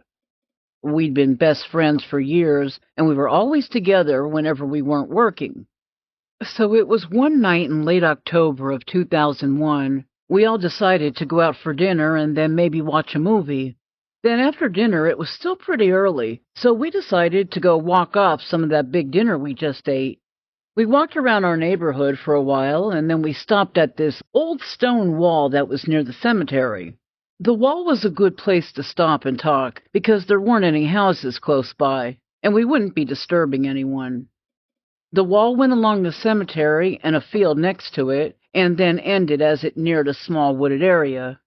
We were just sitting on the wall and talking, and I don't remember the exact time, but before we knew it, a couple of hours had passed by, and it was starting to get pretty late. It was really quiet and dark, and I know that it was past 11 p.m. when we decided to walk back home and watch a movie.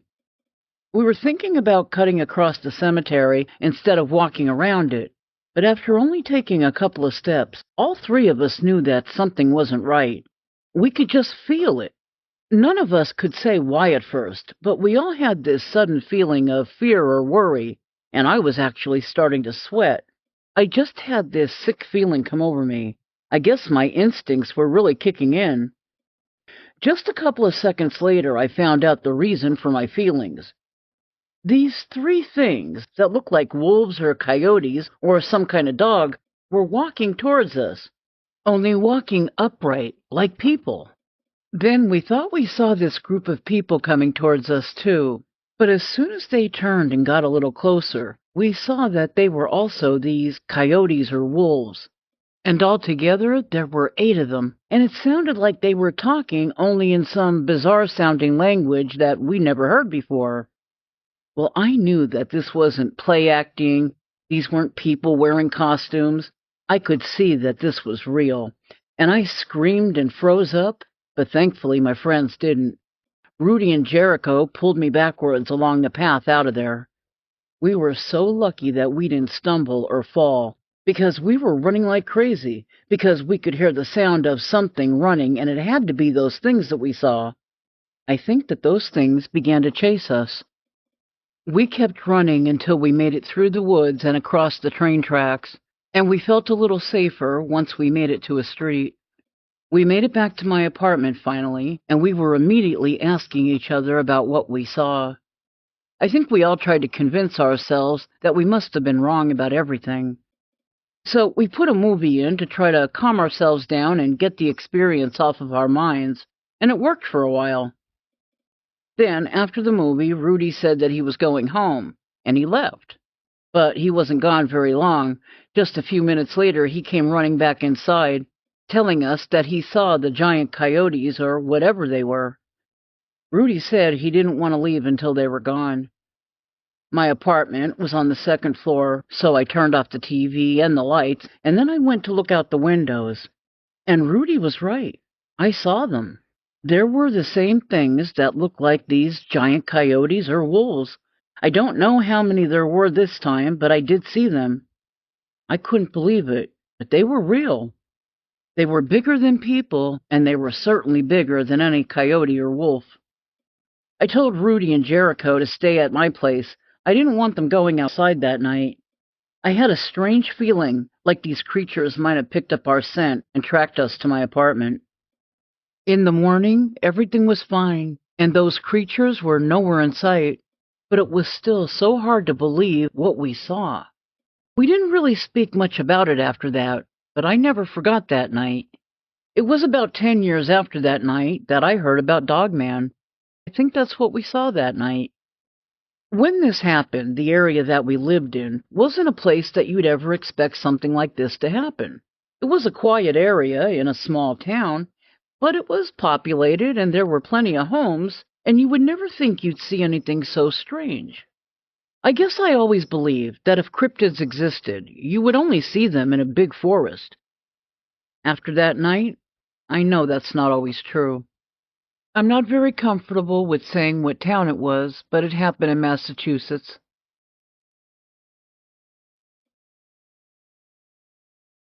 "20 years ago, I was a single mom, struggling to raise twin boys, and I was working as many hours as I could, but the jobs didn't pay very well. I could barely make ends meet. Things got so bad for me that I finally had to move into my parents' house for a while. I knew that the only way I'd be able to make it on my own and give my kids everything they needed was to find a way to get a better paying job. My dad suggested that I become a truck driver. I thought it over for a couple of days, then I talked with my parents about it. About a week later, I was on a plane heading to a training program for my CDL, and a couple of weeks after that, there I was in a truck with a trainer. My trainer was a wonderful man. He taught me so much and shared little tricks with me. He really helped me a lot. His name was Mike, and we got along so well. We wound up driving together for 5 years in the company's program that had team drivers. But then, after 5 years, Mike had a very serious heart attack, and he couldn't drive anymore. After Mike left, I decided to drive alone for a while, until my company asked me if I wanted to be a trainer. And that's how I met Jenny. She was my new trainee, and we had a lot in common. Jenny was married with twin girls who were 14, and my twin boys were now 15. And we learned that we lived only about 30 minutes from each other. So eventually, when we had some time off, we decided to get our families together for a big cookout. Our kids got along great, and Jenny's husband was a really nice guy. And that's when I met Jenny's 4 brothers. Well, I wound up really hitting it off with Jenny's brother Jack, and before long, we were a couple.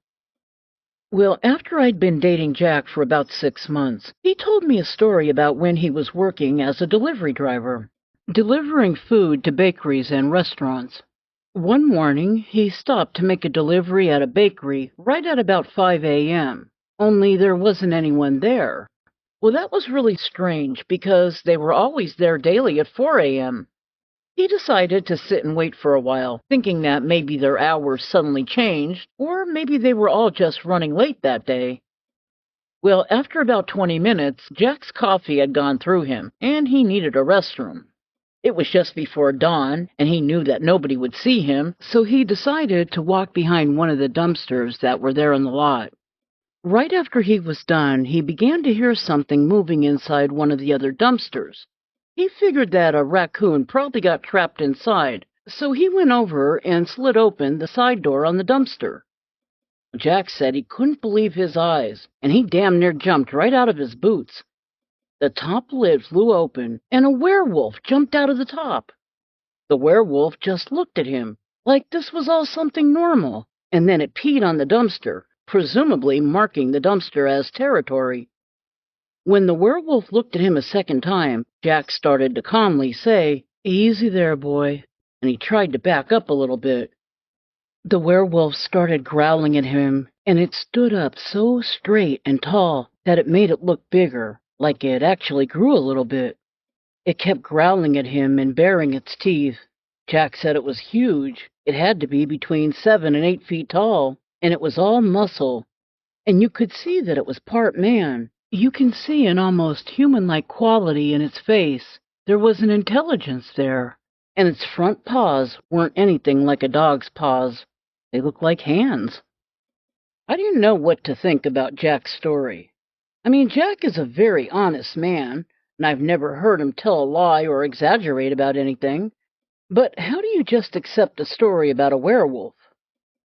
Well, eventually Jack and I got married, and I continued driving truck, and things went on like usual. A couple of years later, I had an opportunity to go back to team driving again, with Jenny as my partner. Well, I jumped at the opportunity, and she and I both enjoyed working together. It was about 2 years after Jenny and I started driving together again that something really crazy happened one night. We were at a rest area one night, only stopping long enough to use the restroom. Then we were planning on getting right back on the road.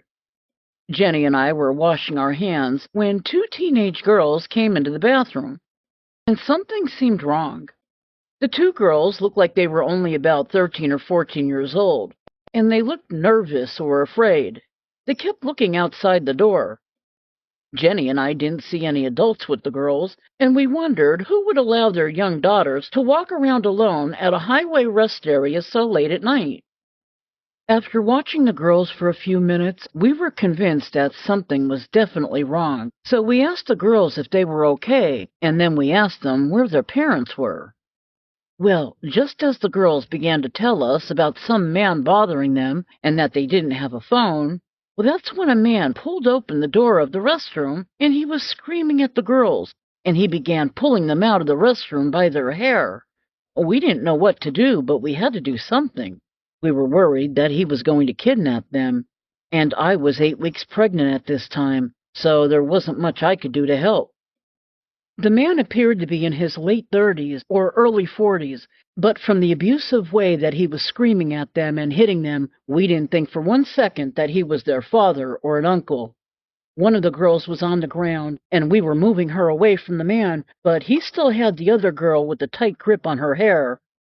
At that moment, we heard the loudest howl, and it sounded so close, causing everyone to look around at the rest area, trying to figure out where it came from. And in a flash, this huge dog came running out from the trees. I couldn't believe it. That dog was running upright like a person. I pulled the one girl with me into the bathroom, and then I looked out of a tiny crack in the door, watching for Jenny. I saw that she was still trying to pull the other girl away from the man, and then I watched with disbelief and horror as the dog ran directly to the man. He let go of the girl's hair immediately because the dog was clawing at him. I realized that that dog was grabbing at the man with long clawed fingers. I thought, wow, no way this is a normal dog. But what in the hell could this thing be? I was terrified for Jenny because she was still out there trying to help the other girl. But the dog didn't seem to care about Jenny or the girl. It was focused on the man. The man was screaming and trying to get away, but the dog wasn't having it. The dog then did this crazy acrobatic thing where it jumped up in the air and lunged at the man, knocking him down with its back legs, and then it attacked him again with its arms. As I'm sitting here writing this, I almost wrote that it had front legs, but it didn't have front legs. It had arms and hands with long clawed fingers. Jenny got the girl, and they ran into the bathroom where I was, and now we were all at least in the building. The one girl was screaming about the dog being a werewolf, telling us that she saw its face, and she kept yelling over and over that it wasn't a dog. I locked the door of the bathroom, and we could still hear the man screaming, but then the screaming stopped. Well, that's when I really got worried. I was worried that the dog would try to get inside of the bathroom, but it just went quiet. The dog didn't attack the door, and we didn't hear anything. We got some of the blood off of the girls, and we tried to calm them down as best we could.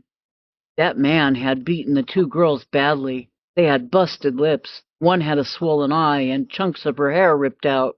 One even had broken teeth, and both of them were covered in scratches and bruises. You could see that these two girls had been through hell with that man. Whoever he was, he deserved to be in prison for years.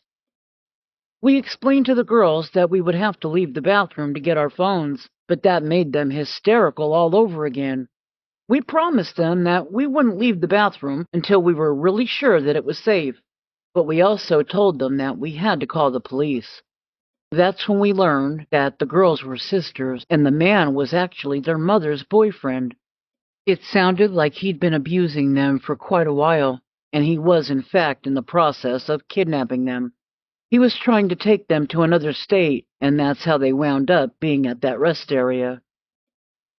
This crazy situation was taking a toll on me, and I now feared that I was having a medical emergency. I suddenly began having terrible pains in my stomach, and my heart fell because I believed that I was in the process of a miscarriage. I yelled to Jenny that I needed to get to a hospital quickly. Well, Jenny was my hero. She ran for the truck, and she got the girls and me inside, and then got us to the nearest hospital. I didn't talk to the police until a few days later because the doctors at the hospital said I shouldn't be under any more stress. But Jenny and the girls gave their reports. The man who had hurt the girls was found at the rest area, and apparently other people had pulled in the rest area later and also called the police about what they saw. I was told a few days later that he was found alive, but he was in a coma. I was told that if he woke up from the coma, numerous charges would be waiting for him. After being monitored for 3 days, I was released from the hospital. Both me and my baby were okay. After that crazy night, I stopped driving for a while, and I had my third son months later. The two girls kept in contact with Jenny and I. They told us that their mother lost custody of them, but they were very happy that they went to live with their dad, and we still hear from them occasionally. They were fine with their part of this story being told, and they now look at that dog or whatever it was that saved them as the Dogman that saved their lives. They have more interest in the subject of Dogman than fear of them now. That creature or Dogman that saved all of us at the rest area that night sounded just like the werewolf that Jack told me about. It was very tall, definitely 7 feet or even more, and it was all black. The back legs could pass for normal dog legs, but in the front were obviously arms and not legs. Its snout was long, and it had a lot of bushy fur around its face and its head. But its face had a very strange human-like appearance. It was all in the eyes. Those eyes looked so human. Jenny and I are just so happy that we were there to help those two girls and that everything eventually got so much better for them. Jenny and I talk about that crazy night every so often, and we're puzzled by a couple of things. What exactly are these dog-like creatures? What made this one want to help us? Did it just attack the man for some odd reason? Or was it aware of the dangers that the girls were in, and it was helping us on purpose? If my husband saw one of those dogmen, and then Jenny and I saw one, we're pretty sure that many other people must be seeing them.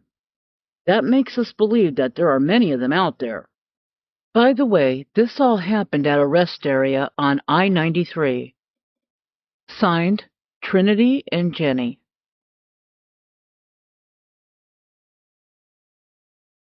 This is a really hard thing for me to talk about, but I trust my wife more than anyone, and she thinks that sharing my story will help me more than anything else has. She's been there to support me through nightmares, PTSD, mood swings, and everything else that I suffered from after a camping trip I took.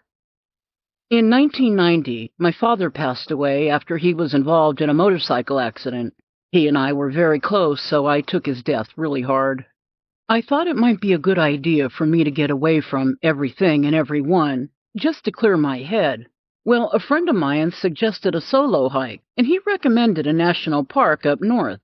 Well, I'd been there before, and he was right. Since it wasn't a popular park, it would be a good place to clear my head. So after the funeral, I packed up my gear and drove to the park. I was looking forward to the solitude for 3 or 4 days. When I got there, I did see people visiting the park, but just as I remembered, there weren't very many. I checked my gear and supplies and made sure I had a map of the park in my backpack, and then I started walking. Well, I'd only been walking for about 3 hours when I saw this dog.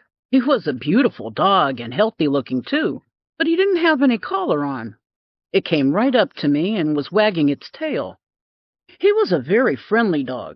So I bent down and I pet him, and he started jumping all over me in a very playful way. This had to be somebody's dog, I thought. He looked too well-fed, too healthy, and didn't act timid in any way. He didn't act like a stray. So I started looking around for any people who could possibly be his owner, yelling out, "Did anyone lose a dog?" But I never got a response, and I didn't see any other hikers. This dog had the look of some kind of shepherd breed, and it was all black. Well, he decided to tag along with me for the entire day and even stayed with me at night. I fed him and made sure he had plenty of water, and I made sure he always had the freedom to leave.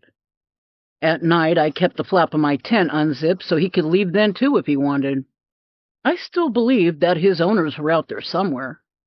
The dog always stayed close to me, even laying his paws across my legs at night. He was very intent on sticking around, and I felt silly calling him Dog, so I tried giving him a name, even calling him a few different names to see if I could get a reaction from him. And when I called him Blackie, he tilted his head and barked. Well, that made me laugh, so I decided that Blackie would be his name, at least until I found his owner. That first night, right before falling asleep, I was wondering what the story with Blackie was. Did his owner just let him run loose, or did he have a collar but slipped out of it? Then, when I woke in the morning, Blackie was still there, sitting just outside of the tent. I had a light breakfast, and then I packed up my stuff, and I continued my walk, with this dog tagging right along. I guess he decided he was going to be my hiking partner. I'd been walking for a couple of hours when Blackie started jumping around and barking. He was acting like he wanted me to follow him down a path. I remember thinking, what a smart dog, because I'd only walked a short distance down this path when I heard the sound of flowing water. And the timing was perfect because my water jug was almost empty. So I walked down the path, and I saw this really nice, clean stream that flowed into a pond or some kind of small natural lake. And the area near the stream and pond was so nice that I found a good spot to put my tent up. Then I made a small fire, and Blackie and I ate a couple of MREs, and after scratching Blackie behind the ears for a while, I decided to get some sleep. For some reason, I didn't sleep very well that night. I was tossing and turning, and I finally gave up trying to fall back to sleep. But it was only about 4 or 4:30 in the morning, so it wasn't nearly light enough to start hiking yet. I knew that I had at least an hour before sunrise, so I figured that I'd refill my jug with fresh water and maybe have something to eat before packing up.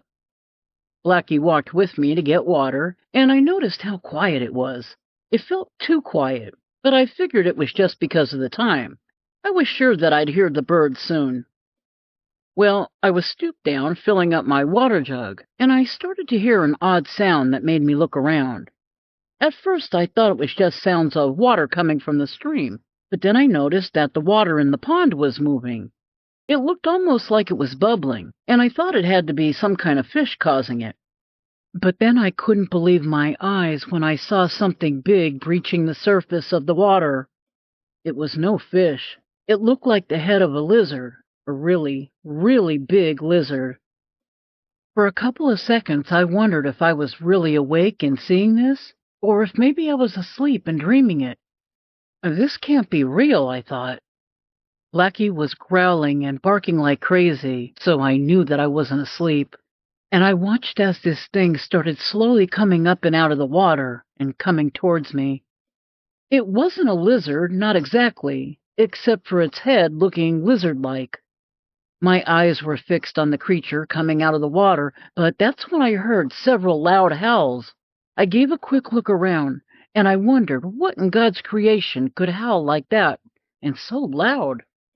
And then I saw these 3 giant dogs that came out from the trees, but there was nothing normal about these dogs. These dogs were massive and stood upright, and they looked like some kind of combination of dog and monster. Well, I was too afraid to move, but I could still hear Blackie barking wildly in the background, so I glanced over at him, and what I saw had me both shocked and confused, because he wasn't the same anymore. He still resembled Blackie, he still had all black hair, but everything else about him was changing.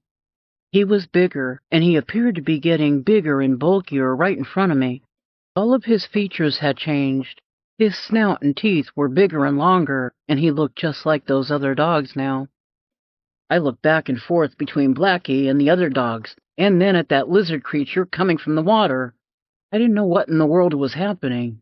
And when that thing was completely out of the water, and I saw how big it was, well, I really can't even explain the terror that I felt.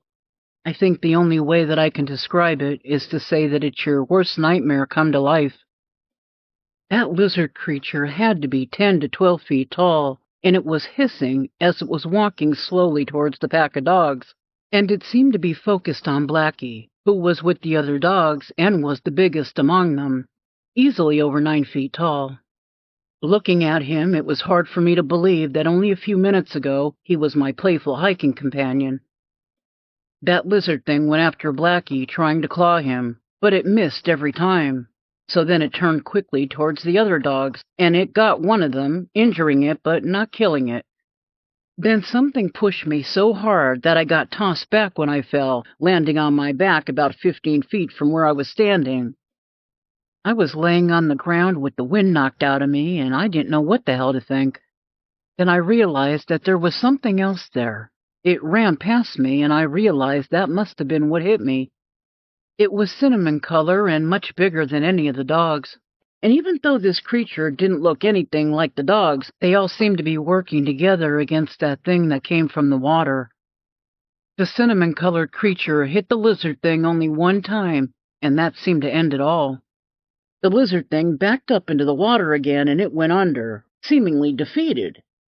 Then all the dogs dropped to all fours and went right past me. They didn't even seem to care that I was there. Blackie suddenly went back to his normal size, and he came back over to me and actually started licking my arm. All I could think about was getting out of there. I was so terrified of these creatures. At that point, I was even afraid of Blackie. But it seemed that he decided he was going to stay with me, and there wasn't anything I could do about it until he decided he didn't want to stay. After a little time passed, I started walking, and I just kept walking. All I could think about was getting out of that park. I walked for hours and hours, but there was no way I'd be able to make it out of the park that day. And as much as I hated to admit it, it would be smarter to stop and rest during the night and then try to make it out of the park the next day. I can't say that I slept much, because I kept waking up every time that I nodded off. Between thinking about what happened and having Blackie next to me, there was no way that I could sleep. But I did get some rest, and as soon as the sun was up, I was on my way again. And even though I was still very shaky and jumping at every little thing, I did seem to make pretty good time. Then, right when I was in the home stretch, I only had a little over an hour to go before I could leave, Blackie suddenly stopped and started barking like crazy again. He'd been pretty quiet the whole day, so this really scared me to death. And that's when I heard a howl. Not very close, but it still terrified me. Then there was another howl, and another. Well, Blackie's ears went up, and he started to run off.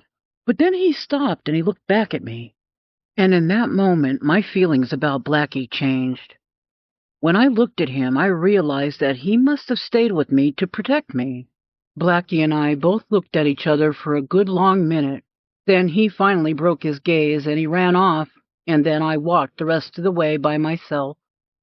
Less than 2 hours later, I'd finally left the park and was making my way to a nearby store, and from there I called my wife.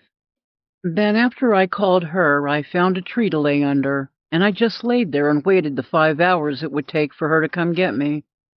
I did drive my vehicle to the park, but when I exited the park, it was miles away from where my car was. Plus, I was in a really bad state of mind after what I'd been through, and I really didn't think it would be a bright idea to get in my car and start driving. I told my wife all about Blackie and everything I'd experienced, and I thought that after being back home I'd be fine, but it wasn't like that for me. I wasn't sleeping, and any time I did get to sleep, it wasn't for very long. The nightmares came every time I tried to sleep. I also wasn't eating very much, and I'd lost a lot of weight. Even though I was home and safe, I wasn't functioning very well. I've been to 6 different shrinks, but not a single one believed me. All they did was throw pills at me and tell me that I had a psychotic break and I hallucinated everything. The only one who ever believed me is my wife. Eventually, I stopped going to doctors, and I finally dealt with it by accepting what happened. I started doing research and listened to others about things they've seen. I know that everything that I experienced was real, but I don't know how to make sense out of Blackie.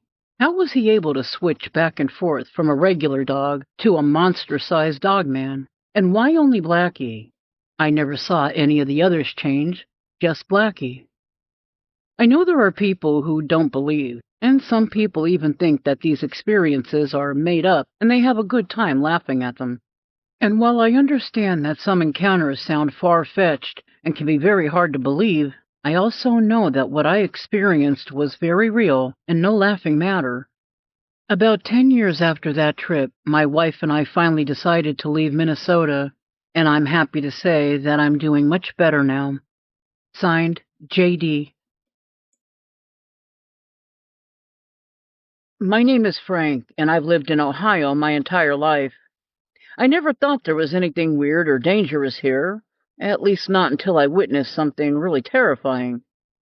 In 1999, the factory I'd worked at for 22 years was closing down, and when I found out the plant was closing, I honestly felt like my world was coming to an end.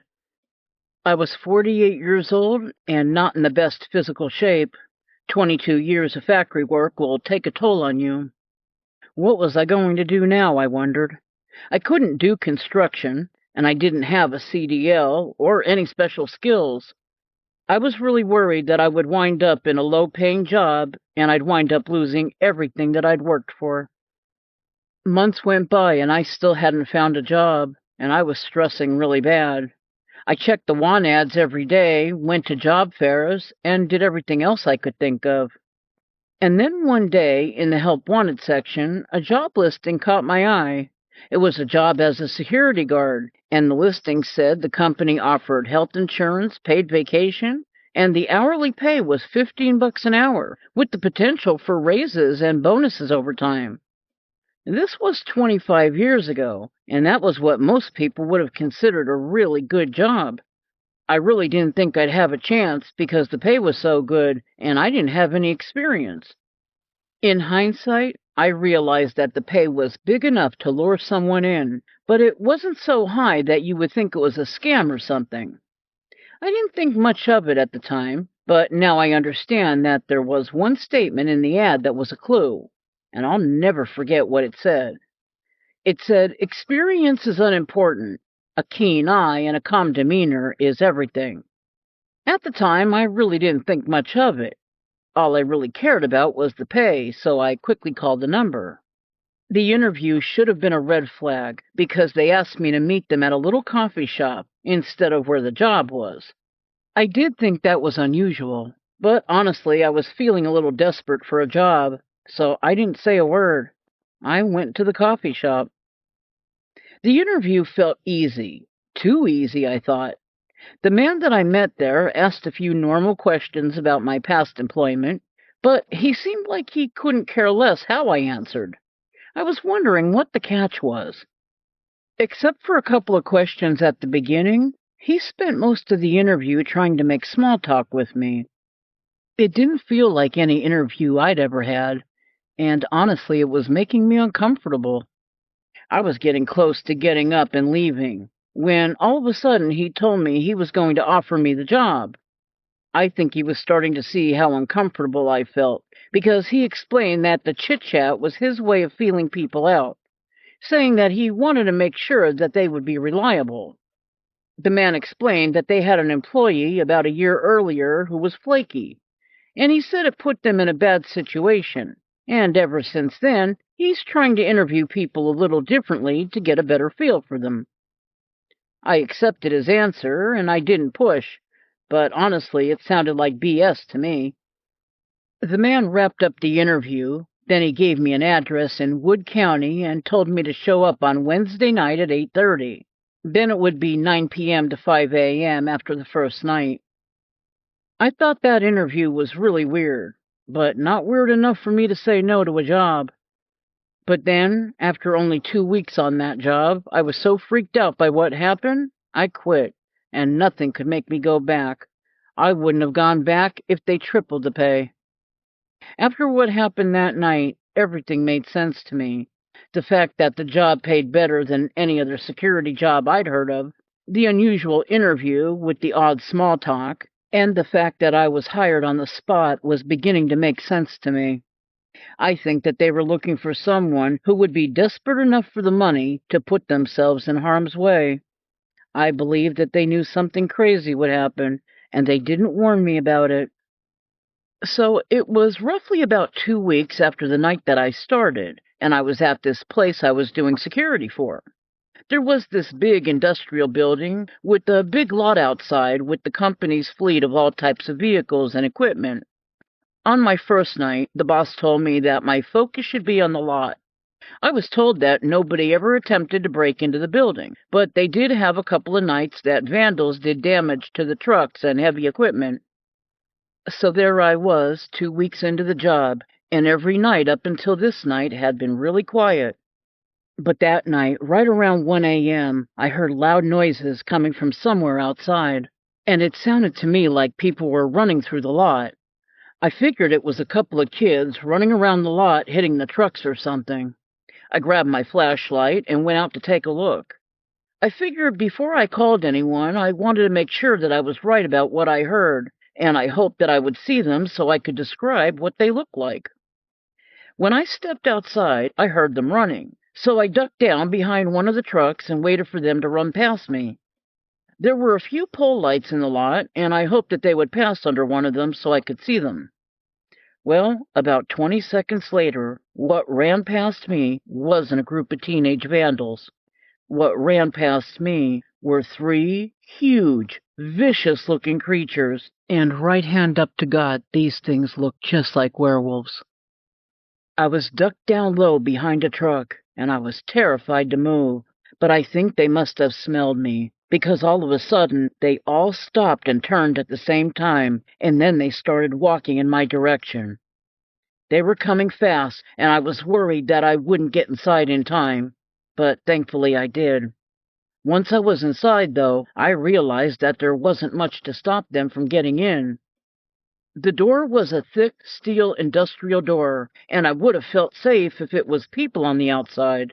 But I believed that those creatures could have easily knocked that door down if they wanted to. I called the police, but it took them 45 minutes to arrive.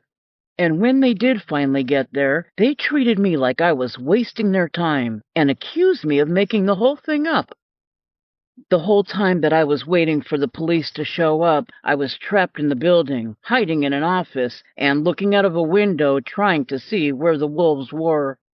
I saw them pacing back and forth and jumping up on the equipment in the trucks. As long as I could see where all of them were, I didn't panic too bad, but any time that they were out of view, I would start to lose it. I honestly don't think I've ever been more terrified than I was that night.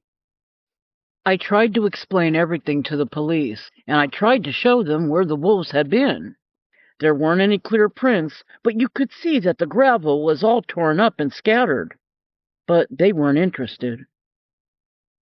When I finally talked about it with one of my good friends, he introduced me to Dogman, and after seeing images and hearing how people described them, well, I now believe that's exactly what I saw. All three of them looked alike.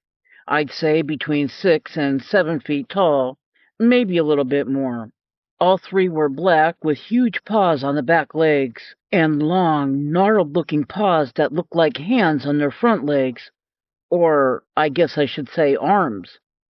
They had pointy snouts with big jaws and very thick, long teeth. I don't know how many of these things are out there, but I know that what I saw was real, and they're terrifying.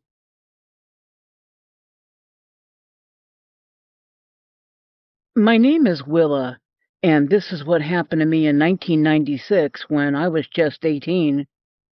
My very first job after I graduated high school was at a family-owned grocery store. And when I got the job, I never thought that I'd be there forever, but I did expect to work there longer than I did.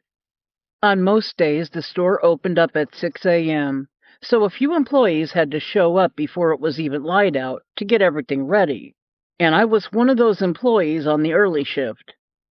If not for that job, I could have gone on thinking that everything was normal at 3 or 4 in the morning, same as it was any other time of the day. But I saw with my own eyes that it wasn't. There really are things that go bump in the night and creep around in the darkness. We were open from 6 a.m. to 8:30 p.m. from Monday to Saturday, and 8 a.m. to 2 p.m. on Sunday. So I worked from 3 a.m. to 11:30 a.m. from Monday to Saturday, and on at least a few days I'd stay a couple hours longer. Even though I typically worked about 50 hours a week, it never felt like that to me. I honestly thought I'd be at this job for a pretty long time. When I first started working there, I wasn't nervous or afraid of anything. Those few hours of work before sunrise wasn't scary at all to me, but it didn't take long for that to change. After I'd been working there for almost a year, I began to notice things that didn't feel right to me. There were so many times that the area around the store felt odd and creepy, but I never said anything because it only felt that way when it was dark out, so I thought it was just me. Sometimes I think back to that time at that job, and I think, wow, I was really lucky that nothing happened to me. By dismissing everything, I could have been putting myself in danger. Then, one day, something happened that I just couldn't ignore, and it was actually the reason that I quit that job. I tried to stay, but every day when I was going into work, I'd start getting really sick to my stomach, and when I got close to the store, it got even worse. My hands would start gripping the steering wheel, and I'd start trembling, and my heart would be pounding so fast that I thought I'd pass out. I will never forget what I saw that morning. I always liked to get to work early enough so that I didn't have to rush to punch in. I liked to have a calm 15 or 20 minutes before starting my shift, and that day was no different. I pulled into the parking lot and parked in the employee spots behind the store. I gathered my work stuff, and I checked the clock before getting out of my car. I remember that it was a little past 2:30 a.m. As I walked towards the back door of the store, I saw something out of the corner of my eye, like a bright flash. As I turned to see what it was, I didn't see any new lights, but there was an area that looked like it was glowing, and I'd never seen it look that way before. It was a very noticeable glow, but there were no headlights or anything else that could have caused it. Where I was looking, on my left side, there was a big dumpster and an outdoor refrigerated building, with about 8 feet in between the two. The glowing area was closer to the dumpster, and it looked like someone had shaded in the area with a giant highlighter pen. It looked like it glowed yellow. I know how crazy that sounds, and I get it. I couldn't believe what I was looking at either. I actually rubbed at my eyes, thinking that my vision might be affected by something. And then I heard a pop. It was loud enough to startle me and make me duck down low and scoot back closer to the car, just in case I needed to take cover behind something. What I saw next has stayed with me ever since then. It was two creatures, one right after the other, that somehow just appeared, like they just came out of nowhere. The two jumped out from the area that glowed. These were two wolf-like creatures that looked just like werewolves, and when they appeared, they were running from somewhere, and they just kept running. Because when they appeared, they were actually running, I think that's probably what kept me safe. They didn't see me. They just appeared and kept running. They both went between the dumpster and the refrigerated building, and when I finally had the courage to look, they were completely out of sight. It's been many years since then, so I've had time to relive it many times, and I've looked up information on what they could have been or what could have happened. I've given it a lot of thought, and I think what I saw was two dogmen jump or run from a portal. I think that would explain the glowing that I saw. I don't know what that popping sound was, though. The creatures were black, with massive heads and big muscles, and they both were similar in size at about 7 to 8 feet tall. I decided not to work that day. I just got in my car and went home after that. I never told my boss anything about what happened in the parking lot. I just told him that I was sick. I took that day off and the next day off, and when I went back, I thought I would be okay, but I wasn't. I now had a fear of that place after what happened, and I just couldn't be there anymore. Thankfully, I never saw anything like a portal or a dogman ever again, but I'll never forget the experience that I did have.